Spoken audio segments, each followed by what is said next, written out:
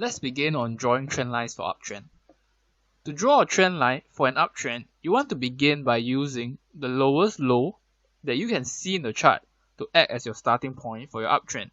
Next, you want to connect to the nearest ideal low, which is the next closest low that will give you a meaningful trend line. Now, I'm going to explain what a meaningful trend line is and how to find an ideal low in a while later. I'll also be doing a demonstration on how this can be done.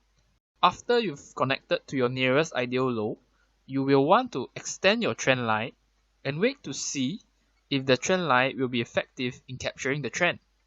Now, if it is effective, the trend line will not be broken and there will be repeated touches on the trend line by the stock. Similar to this picture here, where you can see the stock repeatedly touch the trend line while continuing the trend. The last point for uptrends is the trend line will provide support to your stock. For downtrends, the process is similar. You want to begin by using the highest high that you can see in the chart to act as a starting point for your downtrend. Next, you want to connect to the nearest ideal high, which is the next closest high that will give you a meaningful trend line. After you connected to your nearest high, you want to extend the trend line and wait to see if the trend line will be effective in capturing the trend. So if it is effective, it will be similar to the uptrend, where the trend line will not be broken and there will be repeated touches on the trend line by the stock. And the last point for downtrends is a downward trend line will provide resistance to the stock. Here are some points that you have to note when drawing trend lines. An ideal trend line will have an angle of about 30 to 45 degrees. So your trend line should be drawn with an angle that is between the blue and green line, ideally.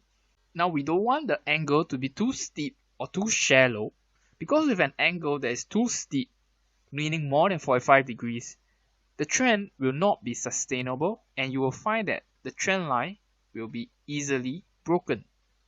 Now if the angle is too shallow, less than 30 degrees, you'll find that almost the entire stock will be above your trend line and the stock will hardly touch your trend line, which is not good, as this means your trend line is not able to effectively capture the trend and give you any indication of when the trend is about to change. So to effectively capture the trend, there will be many touches on the trend line by the stock. So a strong and significant trend line will have many touches. And another feature of trend lines is they can act as an early indicator for you to know when the trend is changing. Because when the trend line is broken, it is a sign that the trend might be changing. Might be. It's not guaranteed, it's just a possibility. What you should do is you should pay close attention and use other signs to confirm if this change in trend is valid. So why do you have to check if the change in trend is valid? It's because sometimes you will get false breakouts. A false breakout is when the stock breaks the trend line briefly, but the trend continues on afterwards. Here is an example of a false breakout for an uptrend. You'll notice that the stock broke the trend line briefly, but closed above it and the trend continued. One way to counter false breakouts is to use a range instead of just a single line to act as a signal in which the trend is changing. Another way is to wait for a few days after the trend line is broken to confirm that the breakout is valid.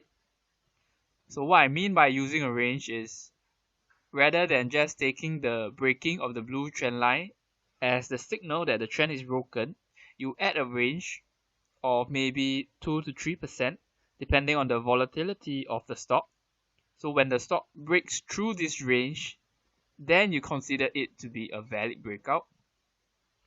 So the benefits of using a range or waiting a few days to consider a valid breakout is you will be able to stay in the trend longer because you will not be stopped out prematurely before the trend is over due to the noise and volatility that is in the markets.